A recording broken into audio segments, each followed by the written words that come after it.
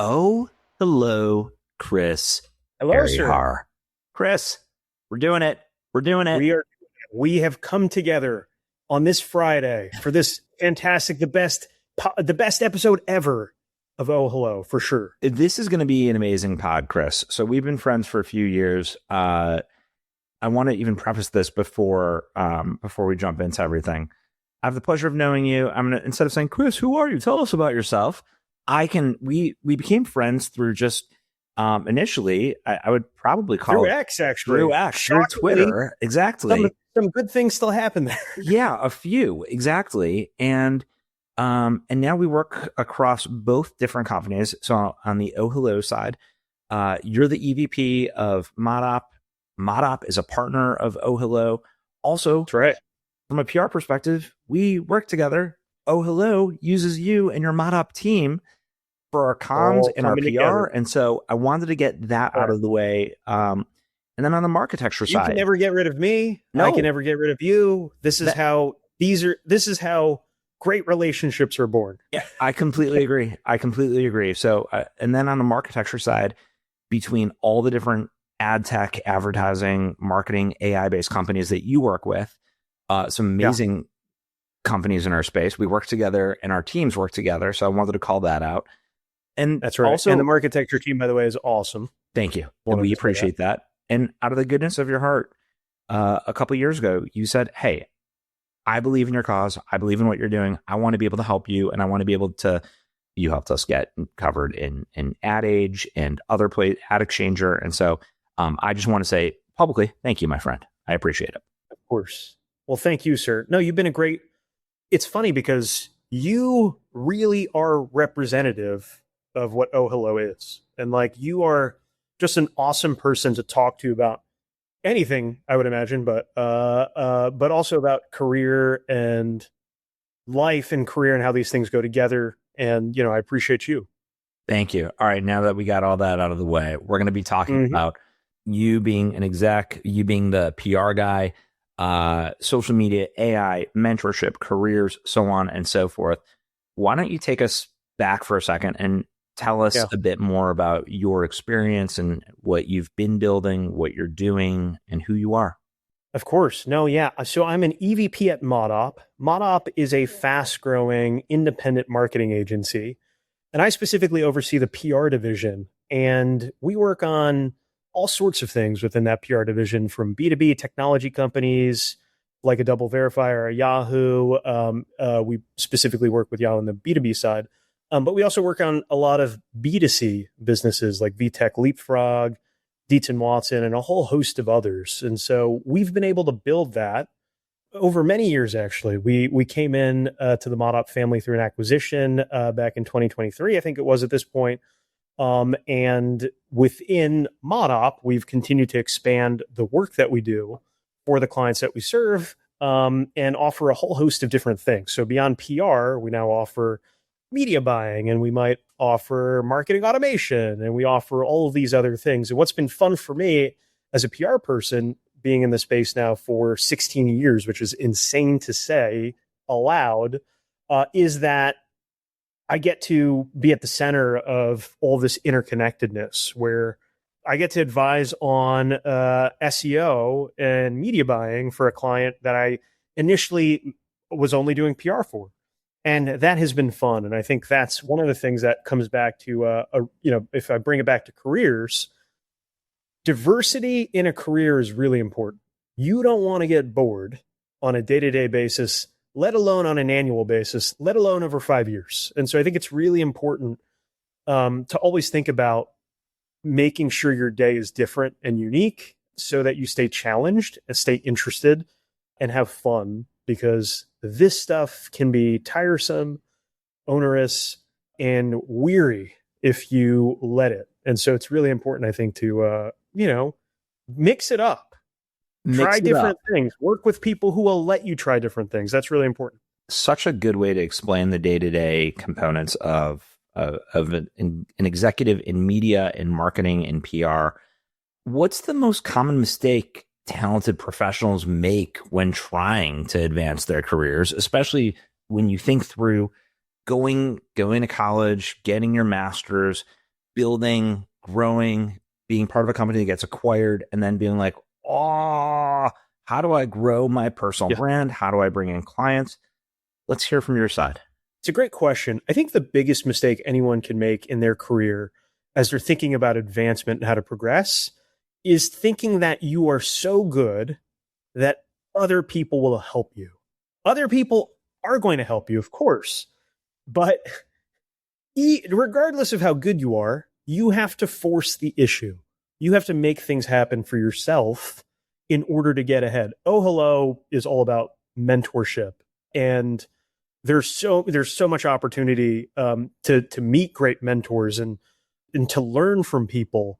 But at the end of the day, there's a lot of autonomy at play here, where it's up to you to make things happen for yourself. And a good example of that would be in my first role in PR at my first company.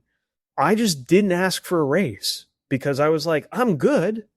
They'll just give me a raise. That is not how it worked, and that's not how it works. I had to ask for a raise because what I wanted a raise, what they gave me was a couch in my office, and I was like, I like the couch is great. It's comfortable. It's blue. I remember this vividly. But I've got a blue couch, Mom. I'm making it. It's blue, but I would have preferred a raise. And what I learned from that experience is sometimes you have to be brave and ask for the things that you want. And that's how you will hopefully get them, or at least be in the position to possibly get them. You won't always get what you ask for, but if you don't ask for it, it doesn't happen. And so I think that's one of the biggest mistakes I think anyone would make in any career that they have, especially PRs, thinking that people will just do things for you because you're good and they'll reward your work. No, you gotta fight for it. You have to show your worth, talk up your worth, and not be afraid to do so.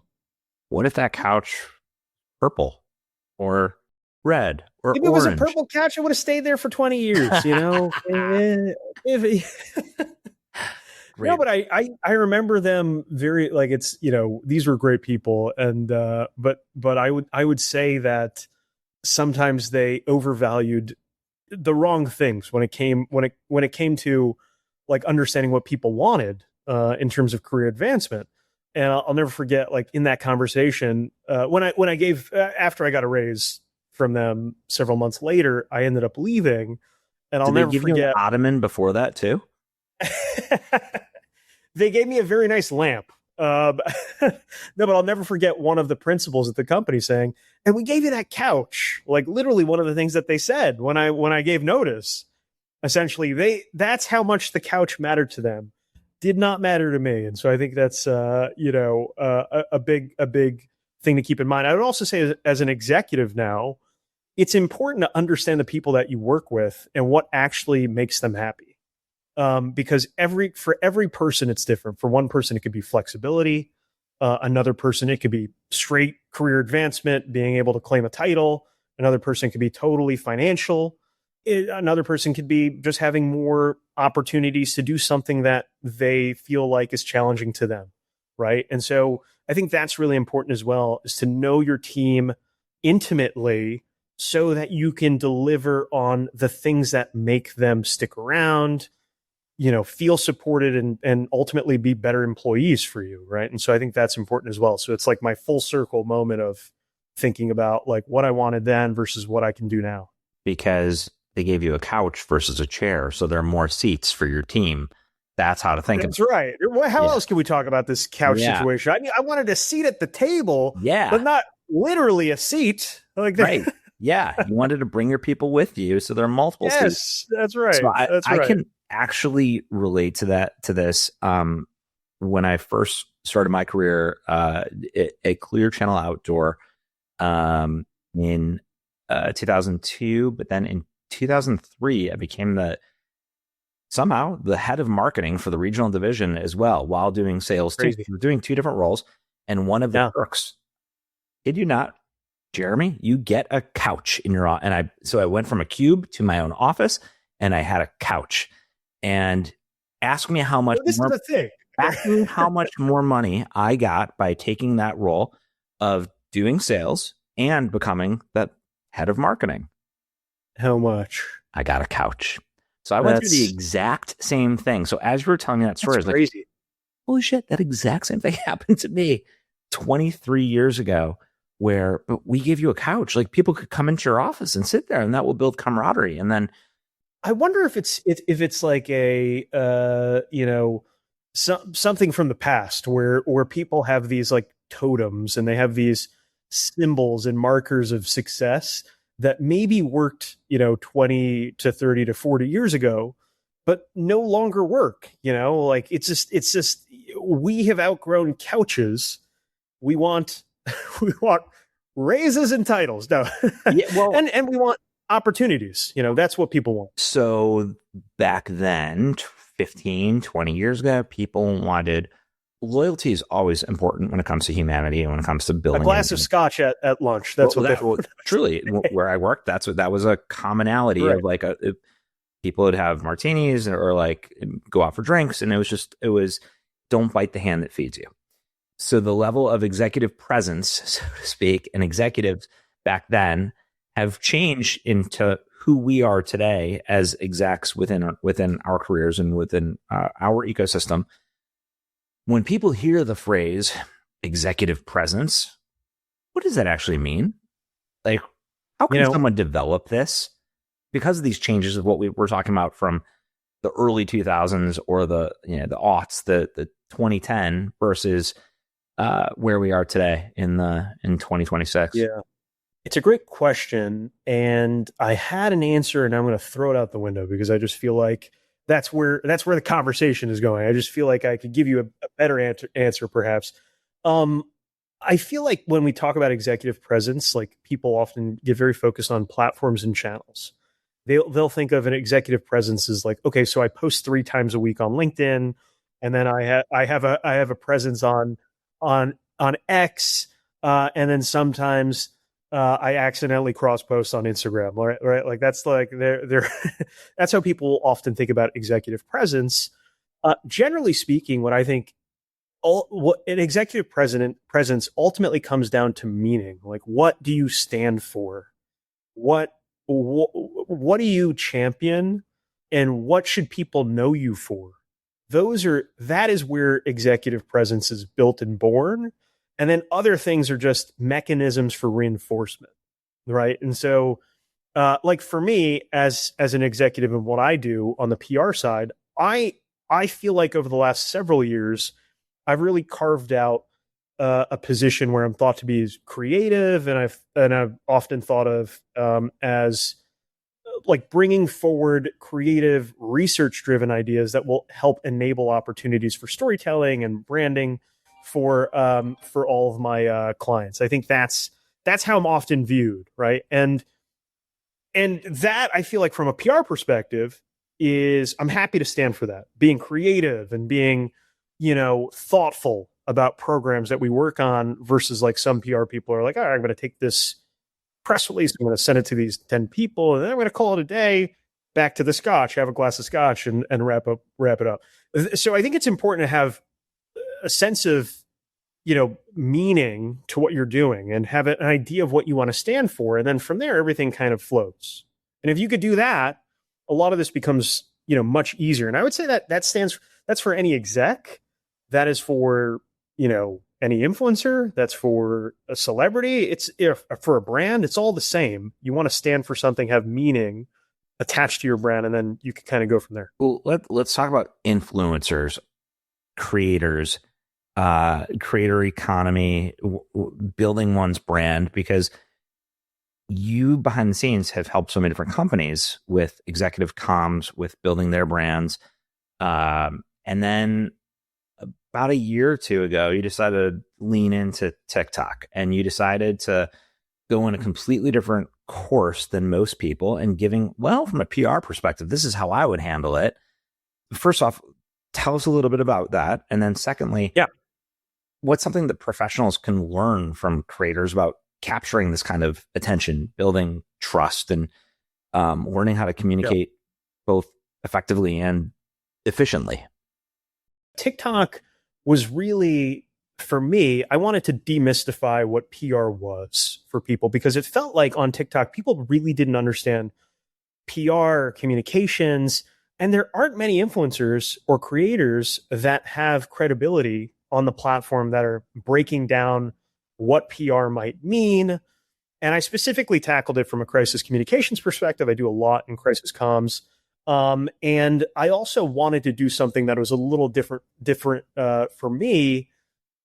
Again, going back to this idea of challenging yourself and trying to have diversity in your day, I wanted to focus more on celebrity, entertainment, also talking about brands as I normally do. But I wanted to approach it from a different point of view versus what I, do more from a corporate perspective for many of my clients. And so I created that account, have one video that's approaching 1 million views. So I'm just throwing it out there. So I have several thousands of followers, and it's been a really interesting channel for me in terms of crafting or flexing a different muscle that I think is important to practice and do. But also, I think it's a great vehicle for education for me. My biggest takeaway from building on TikTok is that audiences are more skeptical than ever about everything. I mean, PR on TikTok is actually, I would describe it as a disparaging word. People don't like. I've come to find that a lot of the Gen Z audience will say that's PR in a disparaging way. So if Taylor Swift, for example, puts out a new album variant and then does a photo shoot on the street with her friends or something, like, people will be like, oh, this is very strategic, it's PR coded. And so it's been fascinating to see how inherently skeptical audiences are through TikTok. Like, that has shaped how I think about the way that I even counsel the companies that I work with, so that they're understanding of, like, we're not in a like brands get grace sort of moment. Everyone has knives out, because they see an opportunity to build their own following, right, off of that. And so it's been really interesting with the TikTok channel slash platform slash account. I don't know. I'm 40. I don't know how you even describe it. No, but but that's one of my biggest takeaways, is that people are just so skeptical today, and increasingly skeptical, and like that has to be factored into anything that you do from a PR perspective, because nobody is just gonna give you a chance. They folks are looking to tell their own stories on your back to some degree. So at what point does having a personal brand become a career advantage per se? Personal branding, people ultimately don't want to work with resumes. They don't want to work with a LinkedIn profile. They want to work with a person. And they want to understand who that person is. And whether that's through creating content or showing off your work in interesting ways, speaking at events, it's really important for you to showcase who you are and have a brand. You could be, an up and coming PR person, up and coming in any industry. I think it's incredibly important to have some sort of presence that's beyond just like a list of things that you do on a day-to-day basis and a list of accomplishments, because that's great. You want that, but it only gets you so far. And you really need to have that brand for yourself in order for you to truly advance in ways that are interesting, I think. And a lot of this stuff, when you're looking at career advancement, a lot of it is literally through who you know, networking, mentorship, relationship building. And it's hard to build relationships if people don't know who you are, what you stand for. They've never seen you speak.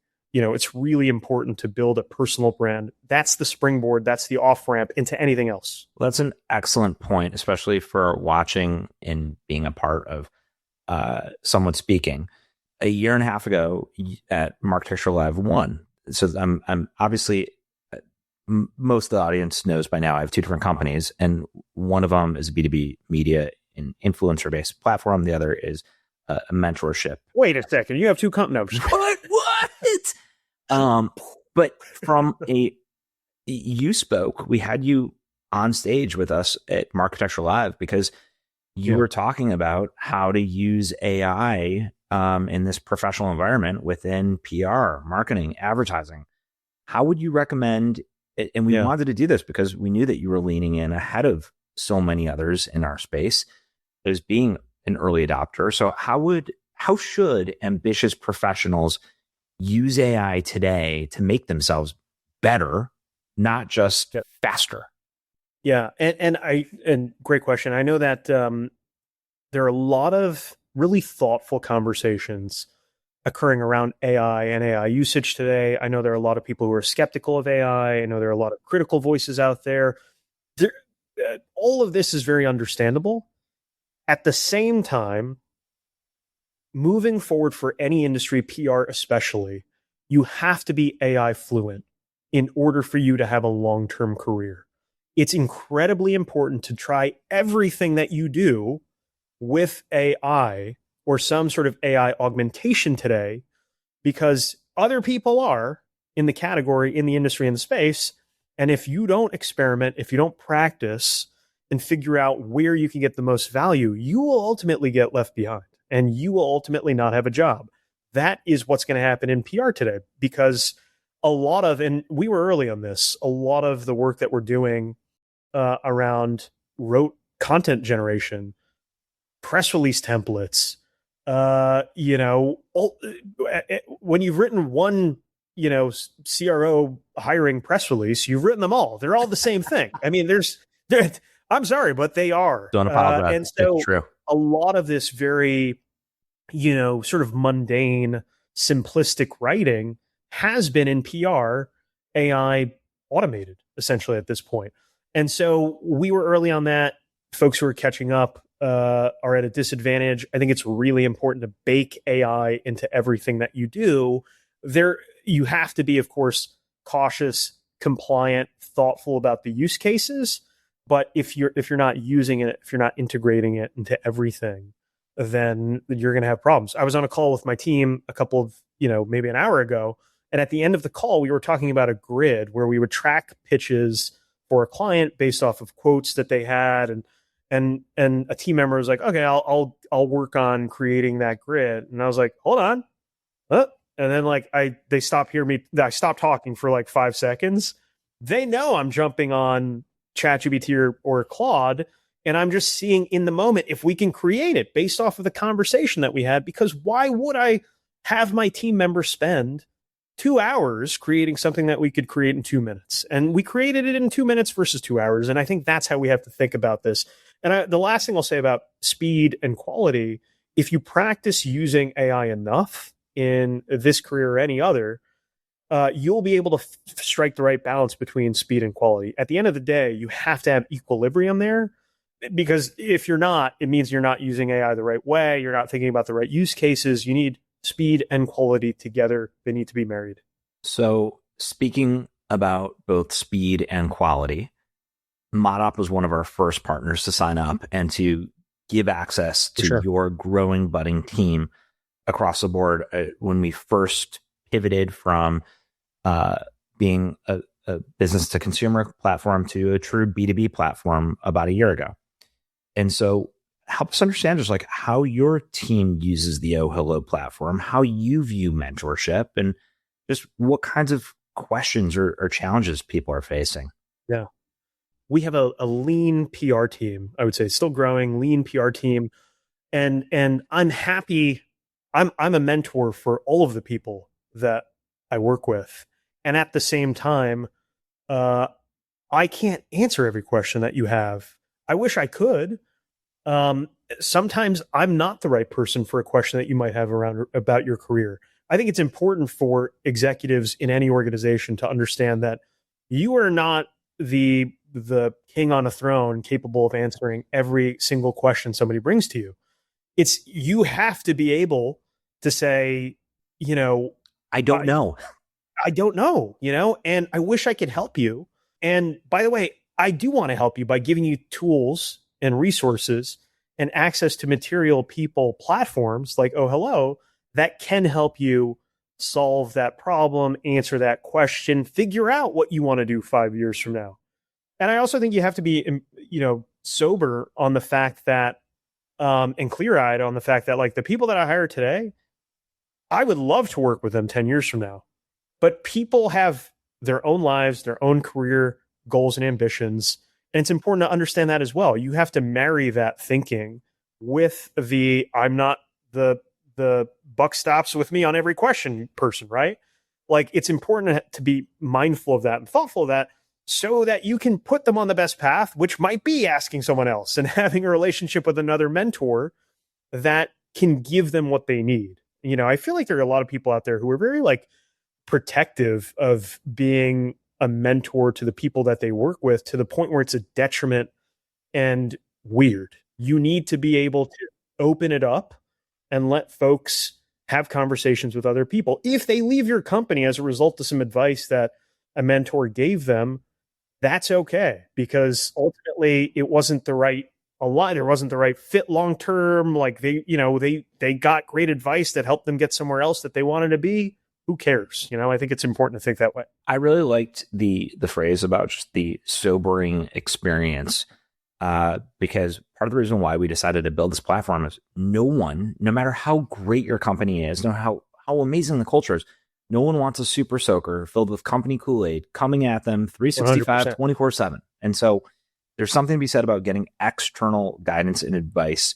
It actually shows that that the employers and that the leaders and that the true executives give a shit about their people, because they're encouraging them to, hey, we're good, but hear about other things in the world, because then you'll likely even come back saying like, oh yeah, we're happy that you are believing in us and enabling us and supporting us and curating these great experiences for us to build our network above and beyond. 100%. With that said, we're gonna close it out. What kind of overall guidance, advice over your career has been the most impactful, where you want to either mention a couple different mentors that have made an impact on your career, but also just the kind of advice that you want to spread to those listening and watching? My first boss, Andy Morris, God rest his soul, he passed away several years ago. He was great in helping me understand what I do and my place in the universe, in the sense that I'm a PR person. You know, I'm not a doctor. I'm not, I am not the president. He once told me, it's not, it's not ER, it's PR, Chris, when I was really concerned about something. And that always stuck with me. And my thinking from that is, it will be okay. Tomorrow is a new day. Give yourself grace. That is the only way you can actually be successful, I think, because you're going to fail time and time again. And especially if you're challenging yourself, you're going to fail in big ways so many times over. It's really important to allow yourself to fail and land on a pillow and feel good about what you did. Even if you failed, you tried, you worked hard at it, dust yourself off, try again the next day. I think that's really important. Like he gave me that thinking. He instilled that in me and all the people that he worked with, who went on to do amazing things, by the way. He created this awesome PR team, and all these people have done incredible things. And I think that's partly driven by that advice, and knowing that I can try something, fail, it'll be all right. I'm good enough. That part of this is also trusting yourself. You have to trust in yourself and know that you're good enough to see another day, even if you make a mistake or something doesn't happen as planned. Chris, this has been awesome. Really appreciate your partnership, your friendship. Thank you for coming on to the OhHello pod. And thank you, everybody, for watching and listening. We'll catch you next time. Thanks, Chris. Thank you. Thank you, Jeremy. Thanks, guys.